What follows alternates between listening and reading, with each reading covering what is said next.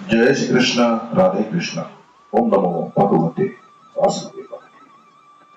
अब तक एक परमात्मा का ही उपदेश रखने वालों की देवी संपत्ति बताई, परंतु सांसारिक भोग भोगना और संग्रह करना ही जिनका उपदेश है, ऐसे प्राण पोषण नारायण लोगों की कौन सी संपत्ति होती है, इसे अब आगे के श्लोक में बताते हैं। दम्भ। दम्भ मतलब मान, बड़ाई, पूजा, ख्याति आदि प्राप्त करने के लिए अपनी वैसी स्थिति न होने पर भी वैसी स्थिति दिखाने का नाम दम्भ है। यह दम्भ दो प्रकार का होता है। पहला, सद्गुण सदाचारों को लेकर। सद्गुण सदाचारों को लेकर जो दम्भ होता है, अपने को धर्मात्मा, साधक, विद्वान, गुणवान आदि प्रकट करना, तथा अपने में वैसा आचरण न होने पर भी अपने में श्रेष्ठ गुणों को लेकर वैसा आचरण दिखाना, थोड़ा होने पर भी ज्यादा दिखाना, भोगी होने पर भी अपने को योगी दिखाना आदि दिखावटी भावों और क्रियाओं का होना, यह सद्गुण सदाचारों को लेकर दम्भ है। दूसरा, दुर्गुण दुराचारों को लेकर था, जिसका आचरण, खान पान स्वाभाविक अशुद्ध नहीं है, ऐसा व्यक्ति भी जिनके आचरण, खान पान अशुद्ध हैं, इसे दुर्गुणी दुराचारी लोगों में जाकर उनको राजी करके अपनी इज्जत जमाने के लिए, मान आदर आदि प्राप्त करने के लिए अपने मन में बुरा लगने पर भी वैसा आचरण, खान पान कर बैठता है। यह दुर्गुण दुराचारों को लेकर दम्भ है। तात्पर्य यह है कि जब मनुष्य प्राण, शरीर, धन, संपत्ति, आदर, महिमा आदि की प्रधानता आदि को प्रधानता देने लगता है, तब उसमें दम्भ आ जाता है।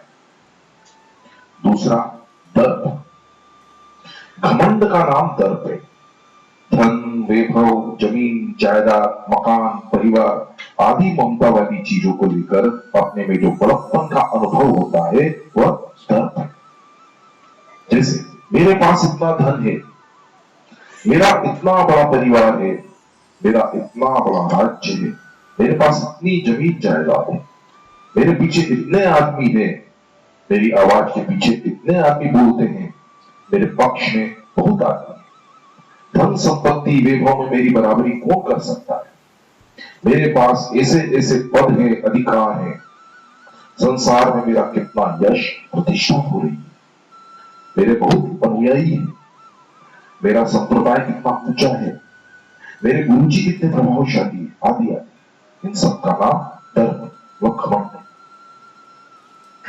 अभिमान, अहंता वाली चीजों को लेकर अर्थात स्थूल, सूक्ष्म और कारण शरीर को लेकर अपने में जो बड़प्पन का अनुभव होता है, उसका नाम अभिमान है। जैसे मैं जाति पाति में कुलीन हूं, मैं वर्ण आश्रम में ऊंचा हूं, हमारी जाति में हमारी प्रधानता है, गांव भर में हमारी बात चलती है, अर्थात हम जो कह देंगे उसको सभी मानेंगे, हम जिसको सहारा देंगे उस आदमी से विरुद्ध चलने में सभी लोग भयभीत होंगे, और हम जिसके विरोधी होंगे उसका साथ देने में भी सभी लोग भयभीत होंगे।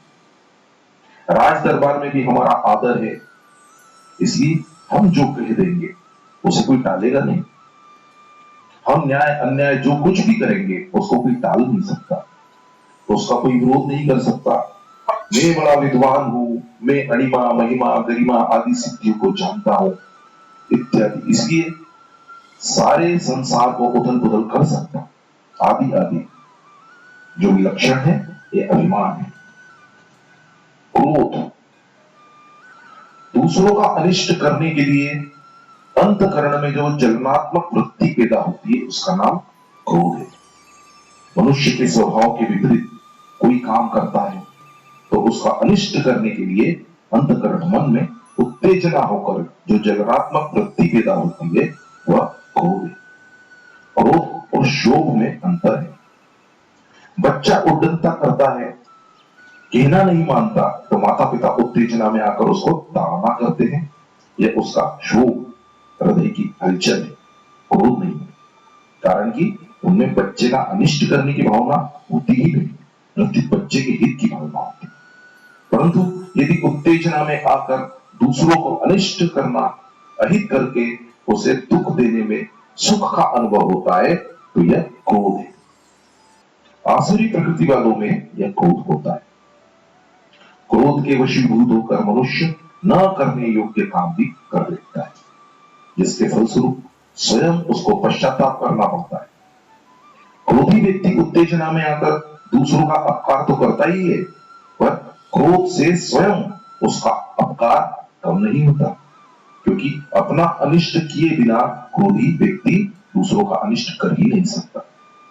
इसमें भी एक मर्म की बात है कि क्रोधी व्यक्ति जिसका अनिष्ट करता है, उसका किन्हीं दुष्कर्मों का जो फल भोग रूप से आने वाला है वही होता है, अर्थात उसका कोई नया अनिष्ट नहीं हो सकता, परंतु क्रोधी व्यक्ति का दूसरे का अनिष्ट करने की भावना से और अनिष्ट करने से नया पाप संग्रह हो जाएगा तथा उसका स्वभाव भी बिगड़ जाएगा।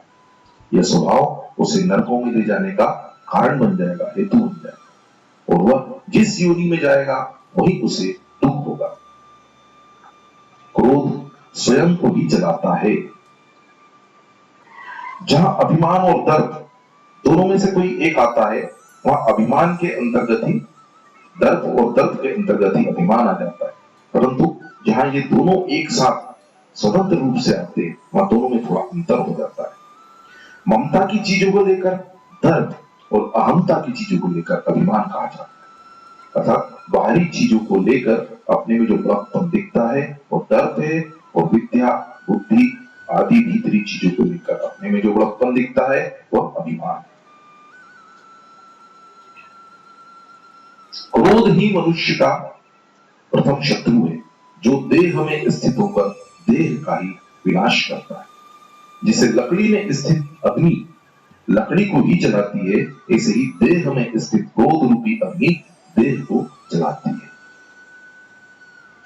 क्रोधी व्यक्ति की संसार में अच्छी ख्याति नहीं होती, प्रत्युत निंदा ही होती। खास अपने घर के आदमी भी क्रोधी से डरते हैं। इसी अध्याय के 21वें श्लोक में भगवान ने क्रोध को नरकों का दरवाजा बताया। जब मनुष्य के स्वार्थ और अभिमान में बाधा पड़ती है, तब क्रोध पैदा होता है। फिर क्रोध से सम्मोह, सम्मोह से स्मृति विभ्रम, स्मृति विभ्रम से बुद्धिनाश, और बुद्धिनाश से मनुष्य का पतन हो जाता है। परुष्यम, कठोरता का नाम पारुष्य। ये कई प्रकार का होता है, जैसे शरीर से अकड़ कर चलना, टेढ़े चलना, यह शारीरिक पारुष्य है। नेत्रों से टेढ़ा टेढ़ा देखना, यह नेत्रों का पारुष्य है। वाणी से कठोर बोलना, जिससे दूसरे भयभीत हो जाए, यह वाणी का पारुष्य है। दूसरों पर आफत, संकट, दुख आने पर भी उनकी सहायता न करके राजी होना, प्रसन्न होना आदि जो कठोर भाव होते हैं, यह हृदय का पारुष्य है। जो शरीर और प्राणों के साथ एक हो गए हैं, ऐसे मनुष्य को यदि दूसरों की क्रिया, वाणी बुरी लगती है, तो उसके बदले में वे उसको कठोर वचन सुनाते हैं, दुख देते हैं, और स्वयं राजी होकर कहते हैं कि आपने देखा कि नहीं, मैंने उसके साथ ऐसा कड़ा व्यवहार किया कि उसके दांत खट्टे कर दिए। अब वह मेरे साथ बोल सकता है क्या? यह सब व्यवहार का पारुष्य है। स्वार्थ बुद्धि की अधिकता रहने के कारण मनुष्य अपना मतलब सिद्ध करने के लिए अपनी क्रियाओं से दूसरों को कष्ट होगा, उन पर कोई आफत आएगी, इन बातों पर विचार ही नहीं करता। हृदय में कठोर भाव होने से वह केवल अपना मतलब देखता है, और उसके मन, वाणी, शरीर, वर्ताव आदि सब जगह कठोरता रहती है। स्वार्थ भाव की बहुत ज्यादा वृद्धि बढ़ती है, तो वह हिंसा आदि भी कर देता है, जिससे उसके स्वभाव में स्वाभाविक ही क्रूरता आ जाती है। क्रूरता आने पर हृदय में सौम्यता बिल्कुल नहीं रहती।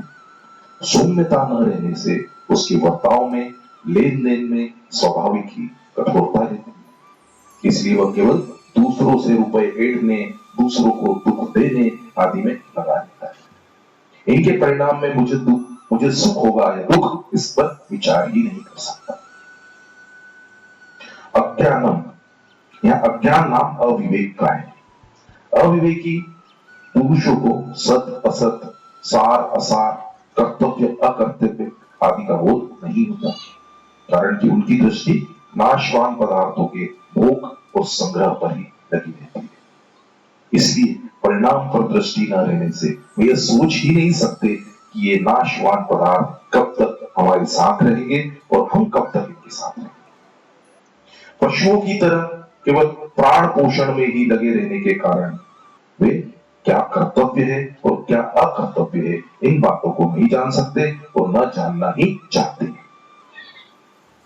वे तात्कालिक संयोगजन्य सुख को ही सुख मानते हैं और शरीर तथा इंद्रियों के प्रतिकूल संयोग को ही दुख मानते हैं। इसलिए वे उद्योग परिश्रम तो सुख के लिए करते ही हैं, पर परिणाम में उनको पहले से भी अधिक दुख मिलता है। राजन, स्त्री पुरुष संबंध आदि बंधनों से बंधे हुए पुरुष तो सुख की प्राप्ति और दुख की निवृत्ति के लिए कर्म करते रहते हैं, परंतु जो पुरुष माया से करना चाहता है उसको विचार करना चाहिए कि उसके कर्मों का फल किस प्रकार उल्टा हो जाता है। वे सुख के बदले दुख पाते हैं और दुख दूर होने के बदले उनका दुख बढ़ता ही जाता है। फिर भी उनको चेत नहीं होता कि इसका हमारे लिए नतीजा क्या होगा। वे तो मान बड़ाई सुख आराम धन संपत्ति आदि के प्रलोभन में आकर न करने लायक काम भी करने लग जाते, जिनका नतीजा उनके लिए तथा दुनिया के लिए भी बड़ा अहितकर होता है। यह बात ये सब आसुरी संपत्ति को प्राप्त हुए मनुष्य के लक्षण है। आसुरी शब्द में देवताओं का विरोधवाचक नप्त समास नहीं है, समास है। इसके अनुसार जो मनुष्य केवल इंद्रियों और प्राणों का पोषण करने में ही लगे हुए हैं, अर्थात जो केवल संयोगजन्य सुख में ही आसक्त हैं, उन मनुष्यों का वाचक या असुर शब्द है। तात्पर्य यह है कि जिनका उद्देश्य परमात्मा को प्राप्त करना नहीं है और जो शरीर धारण करके केवल भोग भोगना चाहते हैं, वे असुर हैं। उन असुरों की संपत्ति का नाम आसुरी संपत्ति है।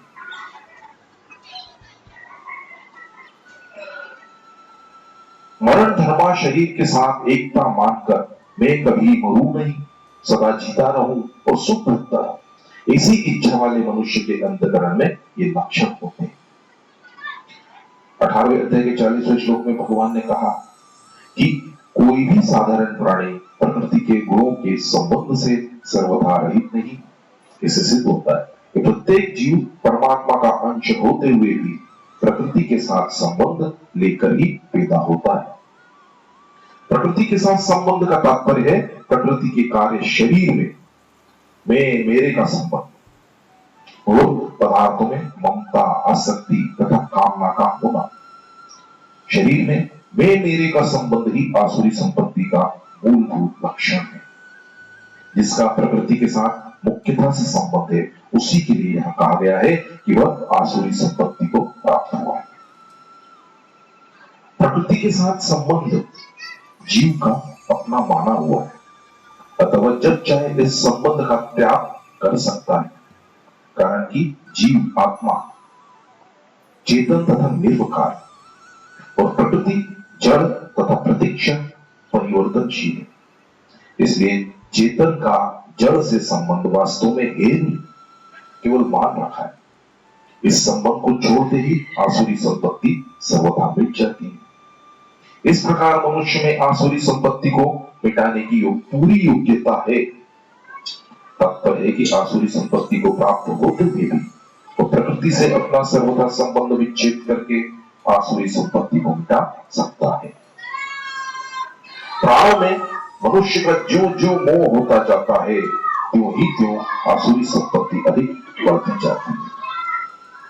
आसुरी संपत्ति के अत्यधिक बढ़ने पर मनुष्य अपने प्राणों को रखने के लिए और सुख भोगने के लिए दूसरों का नुकसान भी कर देता है। इतना ही नहीं, दूसरों की हत्या कर देने में भी वह नहीं हिचकता। मनुष्य जब अस्थायी को स्थायी मान लेता है, तब आसुरी संपत्ति के दुर्गुण दुराचारों के समूह उसमें आ जाते हैं।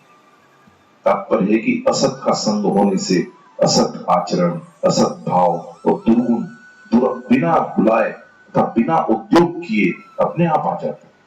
जो मनुष्य को परमात्मा से विमुख करके अधोगति में ले जाने वाला। जय श्री कृष्ण, राधे कृष्ण। ओम नमो भगवते